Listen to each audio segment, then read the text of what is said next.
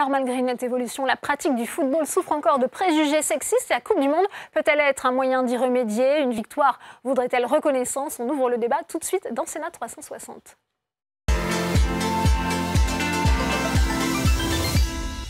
Et mes invités pour en parler, j'ai le plaisir d'accueillir Djedjiga Kachenoura. Bonjour, bienvenue à vous. Vous êtes présidente de l'association Sport Universel. C'est une association qui développe des outils d'influence et de visibilité à destination des femmes dans les espaces de la pratique sportive et des métiers du sport. Et vous êtes également, je précise, cofondatrice de Women's Sport. C'est le premier média consacré au sport féminin. Également sur ce plateau, Annick Billon, bienvenue à vous, sénatrice centriste de la Vendée. Vous êtes la présidente de cette délégation aux droits des femmes. On va parler de votre rapport dans un instant. Véronique Noceda est également avec nous. Bonjour. Bonjour. Vous êtes joueuse dans l'équipe de football Les Dégommeuses. C'est une équipe qui vise la promotion du football féminin et qui lutte contre les sexismes et les LGBT-phobies dans le monde sportif. Bienvenue à vous. Et puis, le sénateur Michel Savin est également avec nous. Bienvenue. Vous êtes sénateur LR de l'Isère et vous êtes président du groupe d'études de pratique sportive et des grands événements sportifs ici au Sénat. Annick Billon, on le voit dans ce rapport et c'est aussi l'occasion ici de se saisir de cette Coupe du Monde de football féminin pour aussi faire progresser. C'est ce que vous dites, l'égalité femmes-hommes?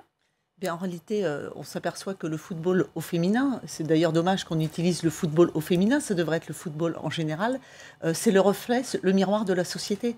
Donc aujourd'hui, faire un travail pour la délégation au moment de cette Coupe du Monde, c'est aussi montrer la visibilité des joueuses de foot, c'est montrer la mixité, c'est montrer les différences qu'il peut y avoir et les inégalités entre les hommes et les femmes. Pourtant, il y a eu un énorme travail qui a été fait par la Fédération française de football. Je me tourne vers vous, Djedjiga Kachenoura. Depuis 2011, il y a eu un plan de féminisation qui a été lancé. Ça a permis de faire évoluer quand même les mentalités et la pratique sportive chez les femmes dans le football? Oui, je pense effectivement, il y a eu des bien en amont finalement de 2011 avec Monsieur Aimé Jacquet qui a commencé, qui a initié vraiment la féminisation du football en France. Maintenant aujourd'hui, on est à 180 000 licenciés. Certes, c'est un chiffre intéressant, mais personnellement, je suis plutôt assez déçue par les actions qui sont menées par la FFF, notamment à l'égard de l'équipe nationale de football aujourd'hui pendant la Coupe du Monde. Et je pense qu'il y a encore des efforts à fournir et le champ des possibles. Qu'est-ce qui vous déçoit précisément? Qu'est-ce qui vous a gêné peut-être dans la préparation de ce mondial?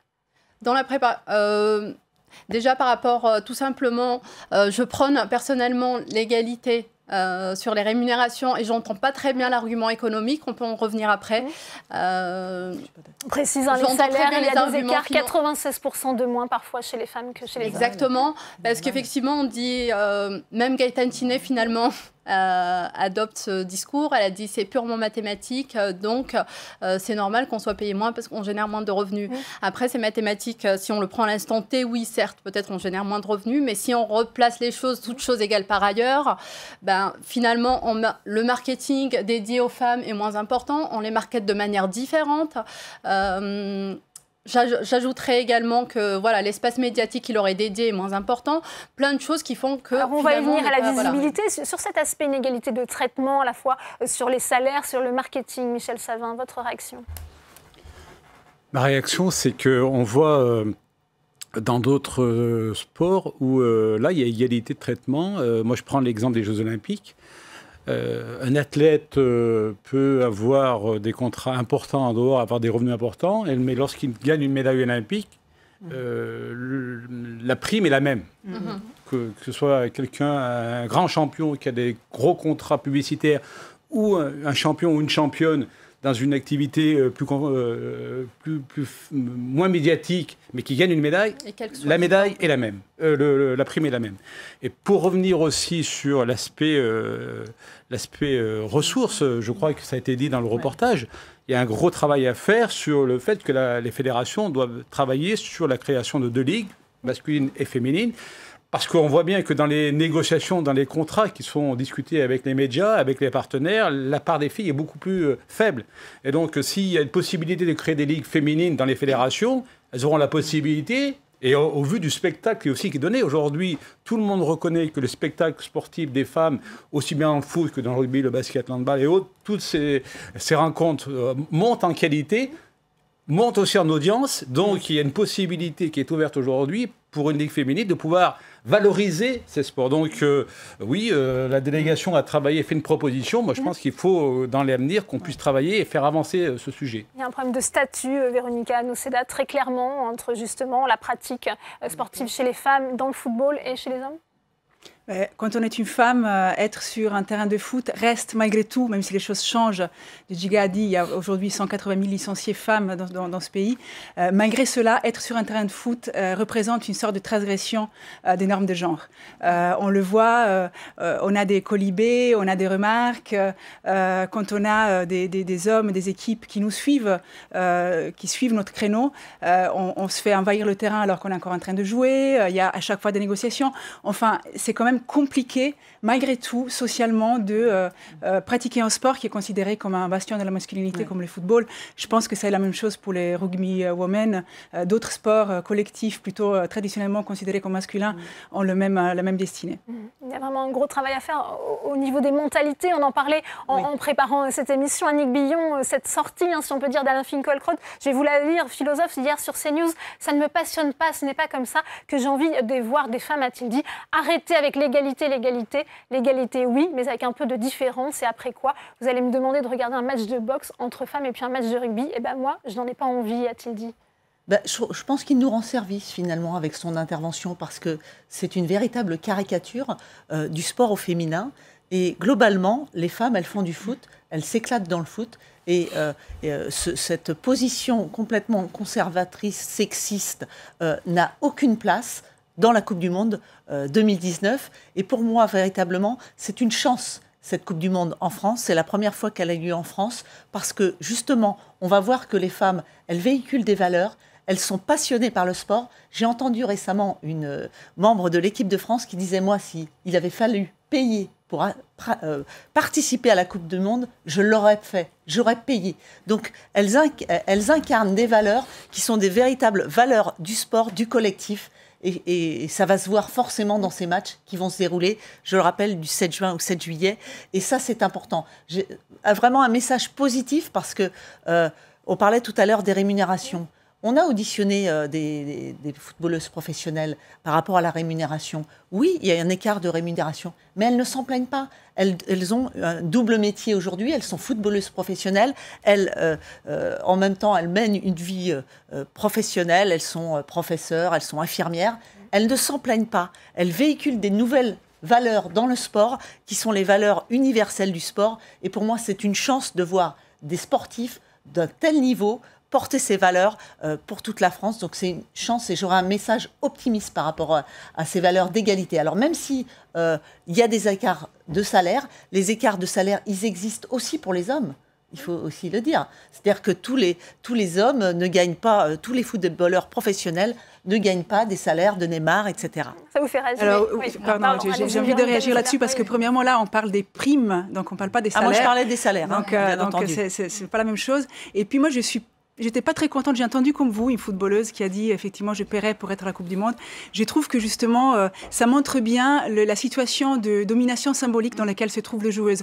On est tellement contentes, elles sont tellement contentes d'avoir 5 minutes d'attention, d'avoir un petit peu plus de ressources, un peu plus d'attention, qu'elles se contentent des miettes. Moi je trouve qu'au contraire, c'est pas une bonne approche selon vous si on fait. Je pense que j'aimerais bien que les footballeuses soient plus revendicatives, un peu plus politiques.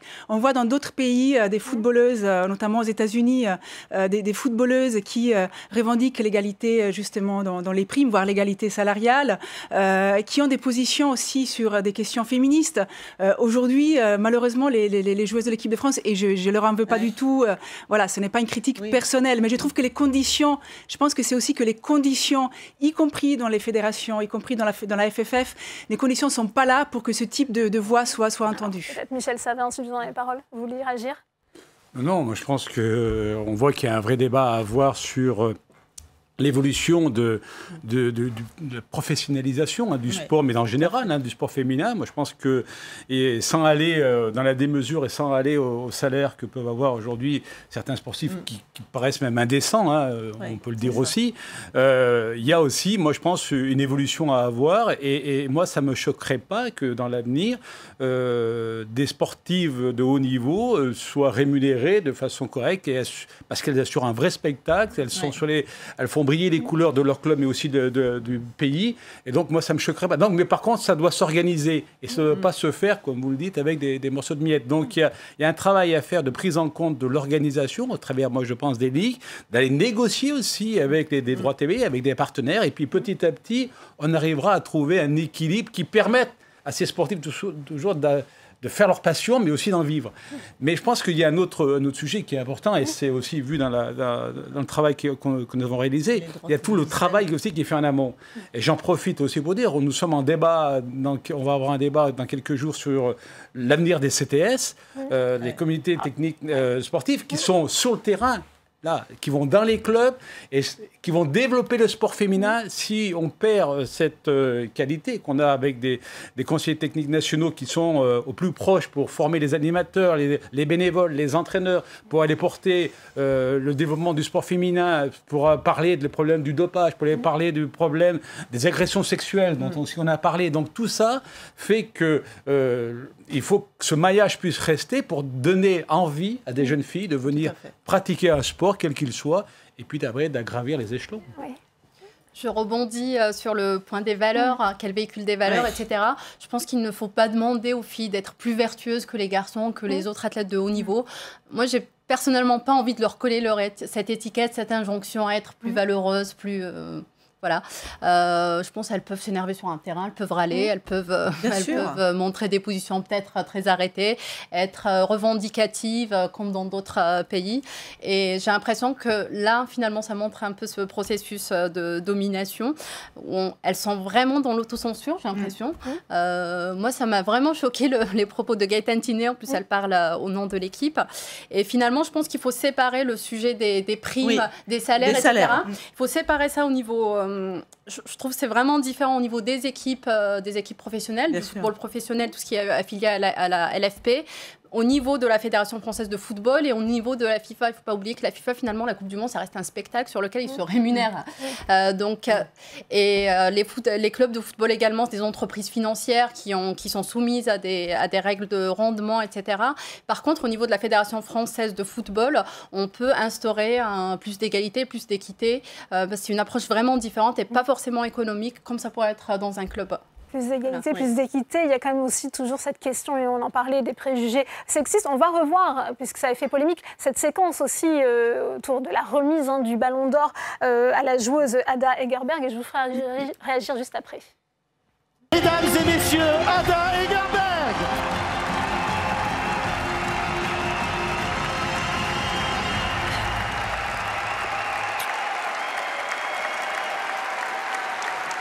Est-ce que tu sais twerker?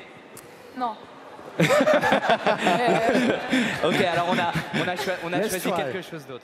Voilà le gros malaise de cette joueuse après cette question très déplacée du DJ Martin Solveig. Ça en dit beaucoup justement encore sur les rapports qu'il y a peut-être sur la vision du football féminin. Je pense que ça en dit énormément, effectivement. C'est-à-dire que, comme je disais, être sur un terrain masculin comme le foot, ou en tout cas considéré comme tel, est une transgression. Et tout est mis en place pour réassigner les femmes à leur rôle de femme, un rôle évidemment extrêmement stéréotypé. Donc là, évidemment, c'est tout l'enjeu de ce gag. On n'aurait pas posé cette question à un homme finalement. Est-ce que vous savez twerker? Est-ce que vous avez dansé en bougeant les fesses? C'est une façon vraiment de la réassigner à sa place de femme. C'est une grande joueuse, c'est la plus grande joueuse, en tout cas, le Ballon d'Or le démontre. Et là, on la remet dans un rôle de femme qui doit séduire ou qui doit se donner un spectacle, bien sûr pour les hommes aussi. Donc, il y a tout ça qui est en jeu, en fait. On en parlait, la compétition débute demain. Elles ont un mois pour convaincre. On sait qu'elles ont beaucoup de pression, les Françaises, sur les épaules, puisqu'il y a cet enjeu aussi d'attirer, d'avoir des performances sportives au bout de la compétition. Vous avez pu en parler un petit peu avec elles, Michel Savin, Annick Billon? En réalité, elles démarrent demain leur match. On souhaite forcément qu'elles aillent le plus loin possible et peut-être revenir sur les valeurs.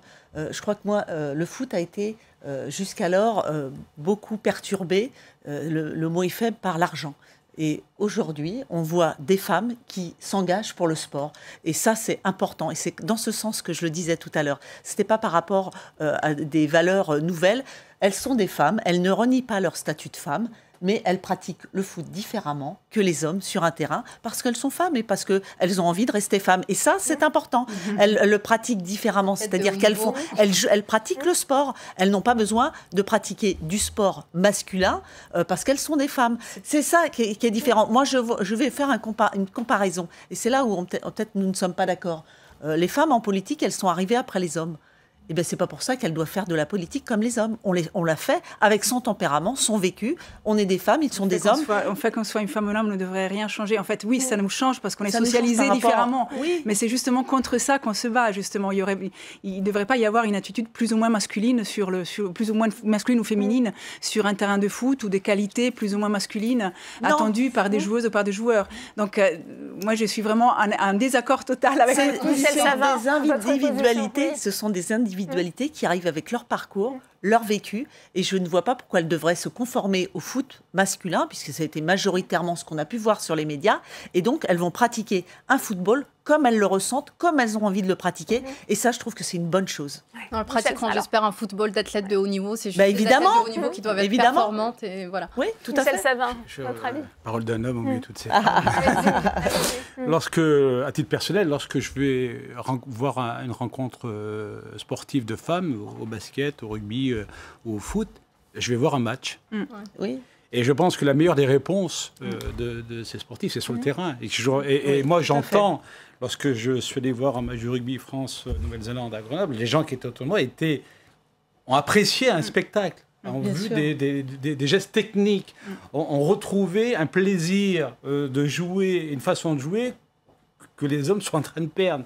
Et c'est vrai pour le rugby, c'est vrai pour le foot, c'est vrai pour les... Et donc, je pense que la meilleure des réponses, c'est sur le terrain qu'elle se fait, sur tous les sports. Et plus les gens, les spectateurs, c'est pour ça que moi, j'espère bien sûr qu'il y aura le résultat sportif pour l'équipe de France, parce qu'on est tous des Français, on supporte l'équipe de France, mais c'est surtout d'envoyer un message à nos compatriotes comme quoi, c'est un spectacle de qualité, des gestes techniques que nous, on est incapable de faire et que ces jeunes filles font de façon brillante. Voilà. Rapidement, Annick Billon, le mot de la fin. Véritablement, on aura gagné ce combat lorsqu'on ne parlera plus de football féminin. Aujourd'hui, il faut parler du football en général. Et c'est pareil pour les championnats. Nous, dans le rapport, on préconise que la Coupe du monde de football féminin, ce ne soit pas un épisode en dehors, ce soit un épisode dans le calendrier des championnats, des matchs. C'est possible pour les Jeux Olympiques, ça doit l'être aussi pour la Coupe du monde de football. Donc globalement, je pense qu'on est d'accord. Sauf que moi, je dis, elles arrivent... dans des pratiques nouvelles, la Coupe du Monde, ça n'existe ce n'est que la 8e. Donc, qu'elles arrivent avec leur vécu, leurs ambitions, leur talent, et après, qu'elles soient femmes, hommes, c'est pas le sujet, mais qu'elles le fassent avec leur personnalité. Et ça, j'y suis attachée. Eh bien, merci. Merci à vous, Annick Billon. Merci beaucoup, Djegiga Kachinoura, d'être venue sur ce plateau. Merci, Michel Savin. Merci à vous, Véronica Noceda. Et on sera toutes derrière notre équipe nationale demain. Et tous. Demain, à partir du 7 juin. Merci à tous les quatre. On va